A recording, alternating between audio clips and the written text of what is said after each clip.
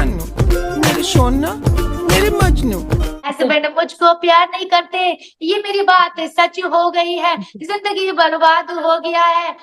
Hello and welcome guys, हम फिर से लौट आए हैं लोकमत हिंदी के चैनल पर बिग बॉस के एक और नए अपडेट के साथ और एक और नए इंटरव्यू के साथ। और इस बार हमारे पास आई है वायरल भाभी। जी हाँ, इनको आप बहुत अच्छे से जानते हैं। बिग बॉस हाउस में फिलहाल आप इन्हें मिस कर रहे हैं, लेकिन हम उन्हें अपने चैनल पर लेकर आ गए हैं। तो सबसे पहले स्वागत करेंगे हेमा जी का। आपका बहुत बहुत स्वागत है लोकमत हिंदी के यूट्यूब चैनल पर। थैंक यू और सो मच। और मुझे बहुत अच्छा लग रहा है यहाँ पर आके, बिकॉज लोकमत मेरा एक वन ऑफ फेवरेट आप कह सकते हैं।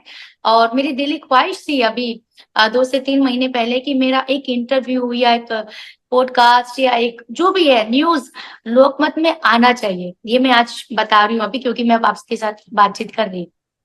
जी, और देखिए मैनिफेस्टेशन जो आपने किया वो पूरा भी हो गया। और मेरे मेरे सब सब पूरे होते हैं, इंक्लूडिंग बिग बॉस ऑल्सो। और आगे का भी किया हुआ है, क्या पता वो भी हो जाए। ये जो बिग बॉस का सफर है ये इतना कम क्यों? बस यही गड़बड़ हो गई। इसका मैनिफेस्ट मैंने नहीं किया था कि कम से कम इतने दिन या महीने मुझे रखना, ये करना मैं भूल गई। बट बहुत नाराज है सच में। मैं क्यों झूठ बोलूं, कल भी मैं बहुत सारे लोगों को मिली हूँ जो हमारी मुंबई में ऑटो रिक्शा चलाते हैं।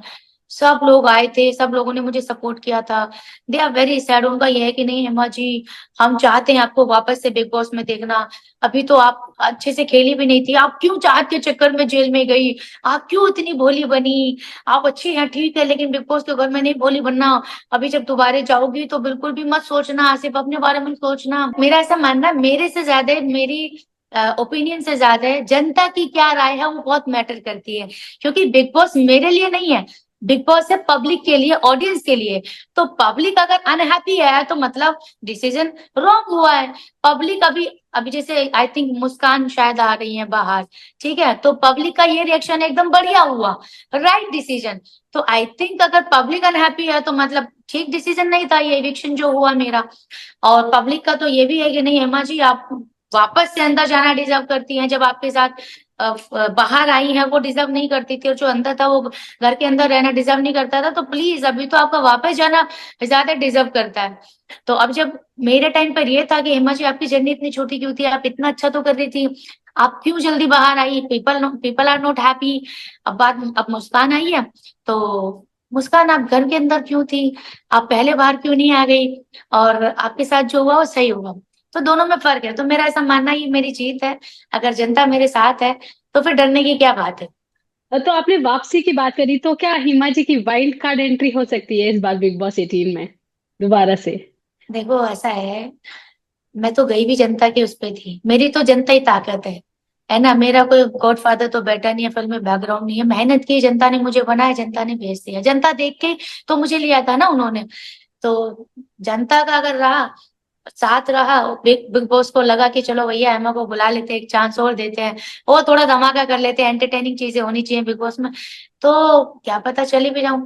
और बाकी तो अगर भगवान मेहरबान तो हेमा शर्मा एक वायरल भाभी पहलवान, तो कुछ भी हो सकता है लाइफ में। अगर गई तो आप तो डेफिनेटली बोलेंगे कि हाँ हेमा जी ने तो बोला था। बट लोग ये चाह रहे हैं, जो मुझे भी मैसेज आ रहे हैं लोगों के, तो यहाँ तक आ रहे हैं कि हेमा जी आप सामान पैक करके रखिए, डेफिनेटली आपको बुलाएंगे जल्दी। ये मुझे पर्सनली मैसेज है। उसके अलावा एक और जो चीज है वो ये थी कि आपकी सलमान जी से जो मुलाकात थी, देखिए पहले कई सारे बयान आपके आए थे दबंग 3 के बाद। उसके अलावा अभी जो आपकी मुलाकात थी उसको लेकर भी मैं आपका एक इंटरव्यू देख रही थी, आप ही कह रही थी कि वो ठीक से शायद से दिखाया नहीं गया, पर आपका उनसे इंटरेक्शन बहुत अच्छा रहा। तो वो क्या था? क्योंकि पूरा एपिसोड उस तरह से नहीं आया था जो आपकी एंट्री हुई।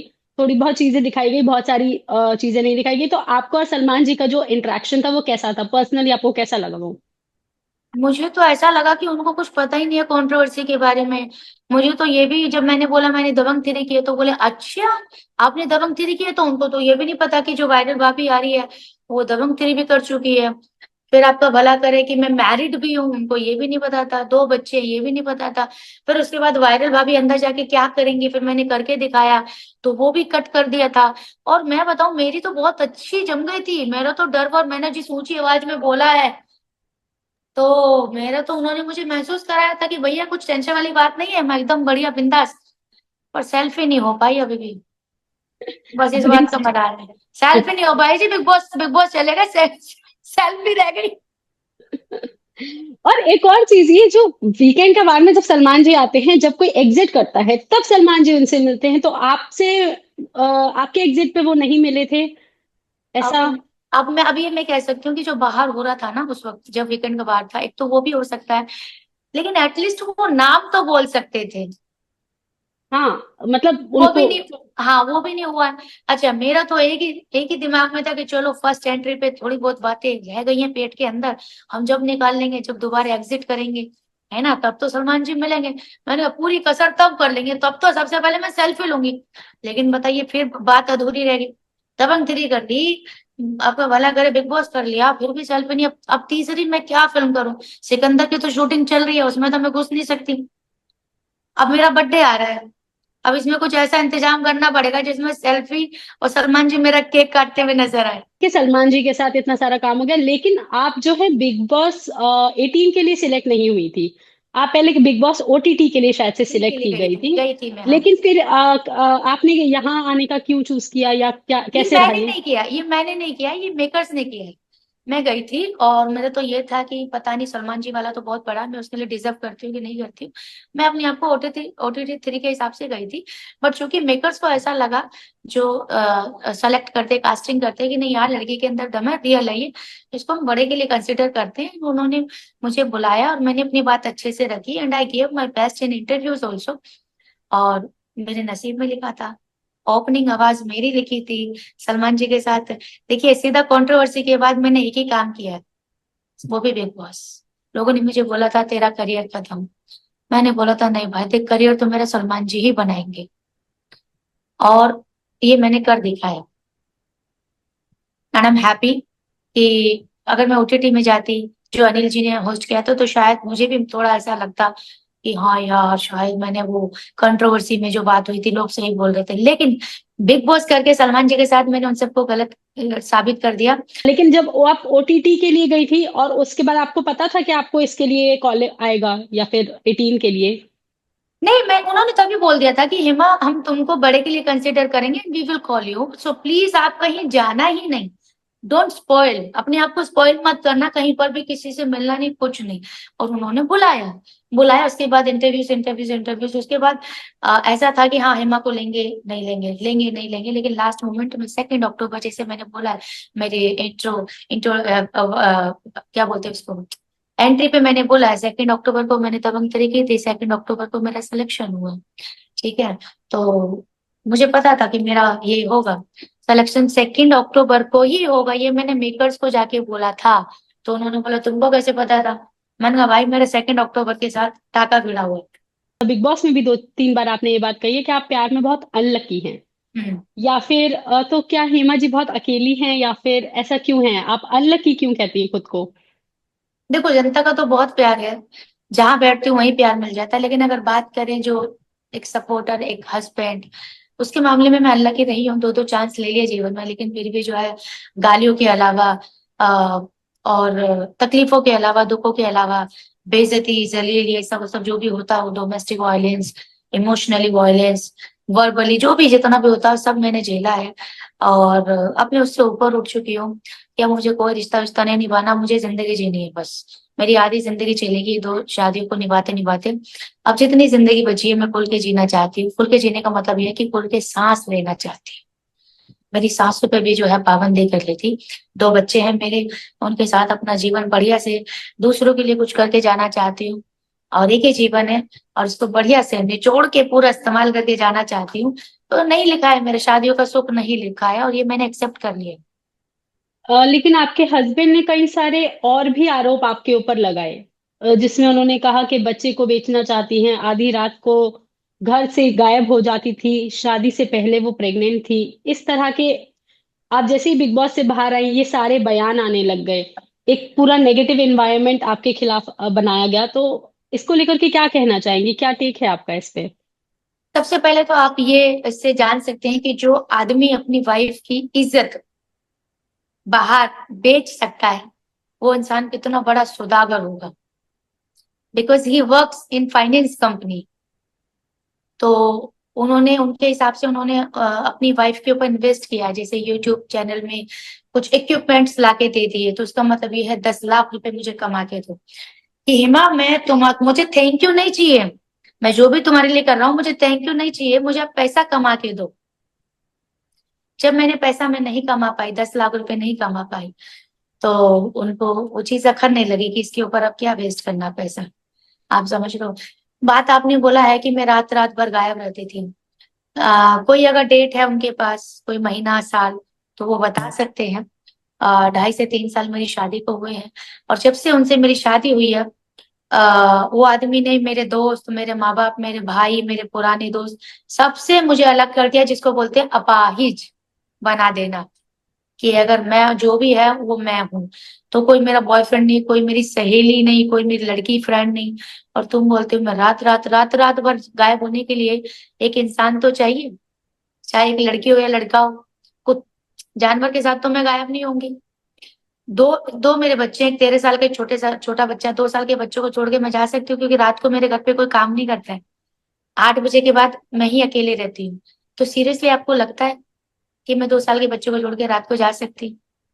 और उसके बाद तो मैं प्रेग्नेंट हो गई थी, और अगर मैं प्रेग्नेंट हूँ, तो प्रेग्नेंट औरत रात को जाके क्या करेगी?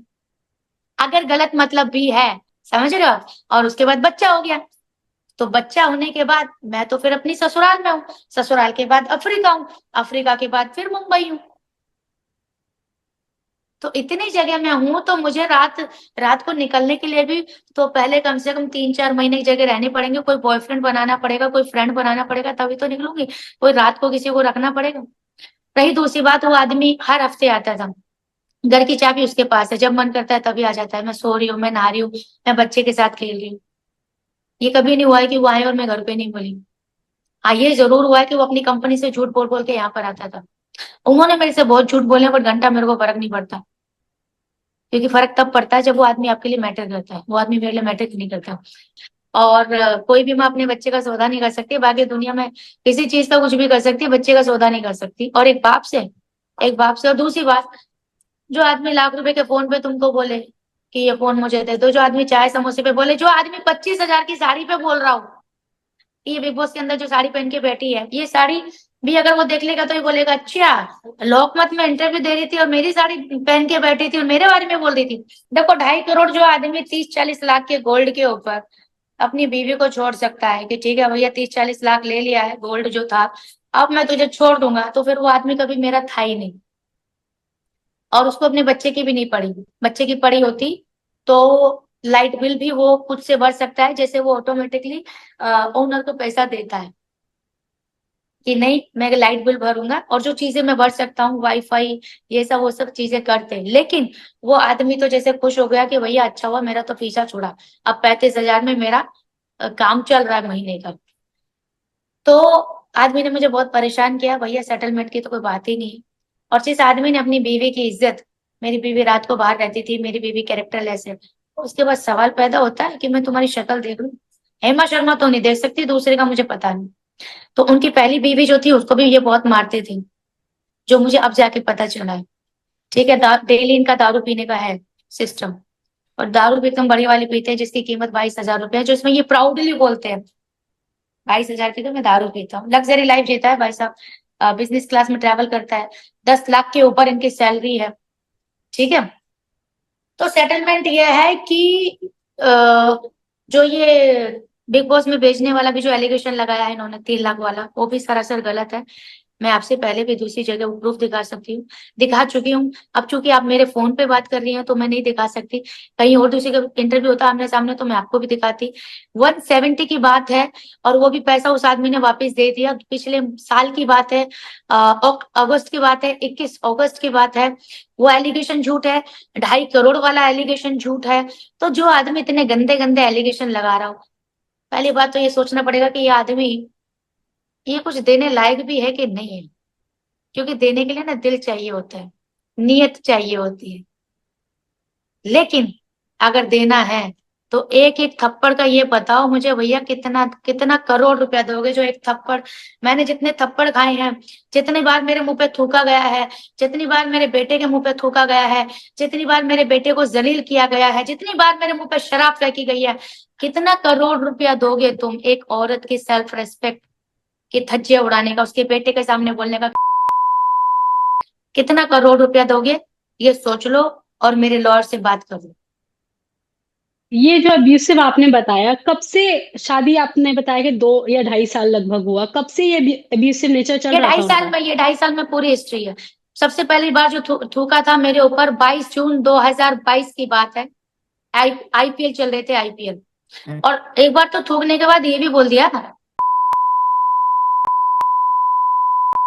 और और आप मुझे यहाँ तक भी डराया गया। बता देती हूँ 2023 की बात है। इन्होंने कितनी बार लॉयर के पास मैसेज कर करके मैंने लॉयर से बात कर ली है, तुम भी बात कर लो, क्या फॉर्मेलिटी से पूरी कर लो, तुम मेरी जिंदगी से मेरी जिंदगी बर्बाद कर दी, you are the biggest mistake, फलाना फलाना। और एडवोकेट के मैसेज भेज भेज के भी मुझे इन्होंने डराया है। और मैंने रिश्ता बचाने की बहुत कोशिश की, और यहाँ तक भी मुझे बोला है, जैसे हस्बैंड वाइफ के फोटोज होते हैं, कुछ पिक्चर्स इनके पास है, तो उन्होंने मुझे यहाँ तक भी बोला, अगर तूने मेरे खिलाफ कुछ बोला ना तो मैं वायरल कर दूंगा, इंटरनेट पर डाल दूंगा। ये मुझे पिछले साल 2023 में मुझे बोला हुआ है। और इसके खिलाफ फिलहाल आप अभी आप कोई एक्शन ले रही हैं अब मैं या? एक्शन ले रही हूँ। देखो, मैंने आपको बताया मेरे पास उतना ही लिमिटेड पैसा वही समय था, या तो मैं उसके ऊपर वेस्ट करूँ या मैं अपने ऊपर करूँ। मैंने अपने ऊपर वेस्ट किया तो देखो मैं बिग बॉस पहुंच गई, तो मैं आगे भी अपने ऊपर ही वेस्ट करूंगी ना। इसका क्या है, ये आदमी पैसे का भूखा है और फेम का भूखा है। पैसा इसके पास है, फेम इसके पास नहीं था। अब इसकी वाइफ, जिसको ये गवार बोलता था, बिगेस्ट मिस्टेक बोलता था, कौन तुझे जानता है, कुत्ता भी नहीं जानता था, रूसी का नाम इसके नाम से पहले आ गया। और शादी जब आपकी हुई तब आपकी लव मैरिज थी या फिर कैसे मतलब कैसे मिले आप अंडरस्टैंडिंग लोग? वाली मैरिज थी। It's not about the love. Love होने के लिए 1 साल 6 महीना लगता है, लव नहीं था। मुझे लगा ठीक ठाक मीठी मीठी बातें कर रहा है, बट मीठी मीठी बातें करते समझ में आया ये मीठा ही है। समझे? तो जैसे इसने बातें बोली थी, मैं बड़े बेटे को बहुत अच्छे से रखूंगा, ये करूंगा, कुछ नहीं किया इसने। मैंने 2.5 साल वही किया जो मैंने बोला था। पर 31 मार्च के बाद इसने जब मुझे ये बोला कि तू अगर अलीगढ़ नहीं जाएगी तो मैं तुझे डिवोर्स दे दूंगा, वो मेरे लिए आखिरी था। मुझे ऐसा लगा अब तो अगर इसे डिवोर्स देना पड़े मैं डिवोर्स दूंगी, लेकिन अब मैं मुंबई छोड़ के नहीं जाऊंगी। That was my last statement. और फिर इसने वापस से अप्रैल में मुझे बोला, 18 अप्रैल के आसपास, और मैं सीधा लॉयर के पास जाके बैठ गई, और इसको ये डाइजेस्ट नहीं हुआ। अब इसको लगा होगा इस औरत को मैंने कंगाल कर दिया, gold wise, financially wise, account में इससे ज्यादा पैसे नहीं है। उसके बावजूद इसने ऐसा क्या किया? अब तेरे अकाउंट में पैसे कम पड़ जाएंगे, क्योंकि अब एक एक थप्पड़ का, एक एक थूक का, मेरा तो छोड़, मेरे बच्चे का, जितनी बार तूने मेरे से मेरा बच्चा पहले वाला भी 5 महीना दूर रखा, उसका भी हिसाब, जितना मैं रोई हूँ। आज उसका बेटा दूर है तो उसे महसूस हो रहा है। मेरे से पूछ के देखो, उस आदमी ने मेरा बच्चा 5 महीने दूर करा दिया। कितना रोई होंगी मैं, कितना तड़पी होंगी मेरे बच्चे के सामने। क्या देगा वो मुझे, ये लॉयर मुझे बताएगी। उसको बोलो मेरी लॉयर से बात करे, जैसे मेरा लास्ट स्टेटमेंट था, टॉक टू माई लॉयर, अब सेम वही है, मेरी लॉयर से बात करो, आगे देखेंगे क्या होगा। खत्म। ठीक है, ये रही आपकी पर्सनल लाइफ की बात कहीं ना कहीं, लेकिन इसके अलावा और भी आपकी पर्सनल लाइफ थी, वायरल भाभी वाली। तो ये वायरल भाभी की जर्नी कैसे शुरू हुई? एक तो वीडियो है आपका, बहुत फेमस वीडियो है जो इंटरनेट पे अक्सर वायरल होता रहता है, वो पिंक साड़ी वाला। मेरे तो हस्बैंड मुझको प्यार नहीं करते, ये मेरी बात सच हो गई है, जिंदगी बर्बाद हो गया है।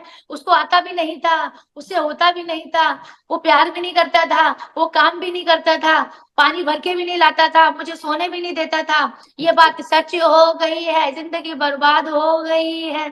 ये कैसे कंसेप्ट आया आपके दिमाग में और कैसे ये वायरल हो गया? आपको कब लगा कि अरे भाई अब तो मैं वायरल भाभी बन गई हूँ? या देखिए क्या आपको होता ये है ना, देखिए देखिए, ये सिंपल सी बात है, ये मैसेज पब्लिक के लिए। जब आप अपनी जिंदगी में सबसे डिफिकल्ट टाइम से गुजर रहे होते हैं ना, मैं उस वक्त भी डिप्रेशन में थी। मैं डिप्रेशन में थी क्योंकि मुझे इतना सुनाया जाता था और मुझे ये बोला जाता था तू मर जा, तू सुसाइड कर ले। और मेरे बेटे को जब मेरे सामने मारा जाता था तो मुझे लगता था मेरी जिंदगी सच में खराब हो गई है, मैंने गलत आदमी से शादी कर ली। लेकिन उसी बीच एक फंक्शन में चली गई थी साड़ी वाड़ी पहन के, तभी मेरा छोटा बच्चा हुआ था। 1 डेढ़ महीने का था वो, पता है। तो ऐसे ही वहां डांस कर दिया, सबको पता था ये एक्ट्रेस है, और मैं हुई चुलबुली हूँ, और डांस बचपन से कूट कूट के भरा है। तो मैं चलो ठीक है, इस पे कर देते हैं, जिंदगी बर्बाद हो गई। अब बस वो मेरे मोबाइल में मैंने इंस्टा पे डाला था वो, 9 अक्टूबर को डाला था, 6 दिसंबर को, जैसे दिसंबर मेरे लिए कुछ लेकर आता है हमेशा, ये दिसंबर में सोच रही हूँ सलमान जी केक काटेंगे मेरे लिए। तो वैसे ही 6 दिसंबर को मैं रातों रात वायरल भाभी बन गई, और फिर उस वीडियो ने मुझे वापस से जिंदगी दी। 7 महीने से कमरे में रह रही थी, घुट घुट के जी रही थी। जब मीडिया मेरे पास आई, जब मीडिया वालों ने पूछा हेमा जी बताइए अपने बारे में, तब मुझे लगा नहीं हेमा, अभी और जिंदगी है तेरे पास। फिर वो मुझे वापस से नया चांस मिला, और इसलिए बनी मैं वायरल भाभी। अच्छा, और बिग बॉस को ही लेकर बात करूंगी। अगर आपको कोई अभी लगता है कि बिग बॉस कौन जीत सकता है, अगर अभी जो कंटेस्टेंट मौजूद है उनमें से आपको क्या लगता है कौन बिग बॉस हाउस का विनर बन सकता है इस बार? देखिए, मुझे ऐसा क्यों लगता है कि शिल्पा जी भी बहुत अच्छा कर रही है। शिल्पा जी के साथ एक सिंपैथी भी है, क्योंकि वो एक बड़ी एक्ट्रेस भी है ना, तो उनका भी धीरे धीरे वो भी अच्छा गेम खेल रही है। करण तो है ही खेला हुआ खिलाड़ी, खतरों का खिलाड़ी खेल के आया। विवियन भाई भी जो है लाडले हैं, तो कहीं ना कहीं उनको हिंट्स भी मिल सकता है कि कहीं ना कहीं पब्लिक उनसे डिसअपॉइंट ना हो। तो ये 3-4 लोग के बीच में है आंकड़ा। अ, चाहत टॉप 3 तक तो जा सकती है, क्योंकि फीमेल फैन फॉलोइंग उसके साथ चल रही है। तो आई थिंक करण और ये विवियन के साथ हो सकता है, अगर वाइल्ड कार्ड ऐसा कुछ खास स्ट्रॉन्ग कंटेस्टेंट नहीं आया तो। Okay, thank you so much Hema ji, thank you so much. आपने बहुत अच्छी हंसी बातचीत करी, और इसको हम यहीं पे एंड करेंगे। और उसके अलावा जब भी अगर आप वाइल्ड कार्ड एंट्री में गई तो लोकमत हिंदी आपका वेट करेगा। पहले हमारा इंटरव्यू और उसके बाद होगी बिग बॉस में आपकी एंट्री। ठीक है? ठीक है जी, ठीक है जी, डन रहा, ठीक। एकदम डन रहा। हाँ।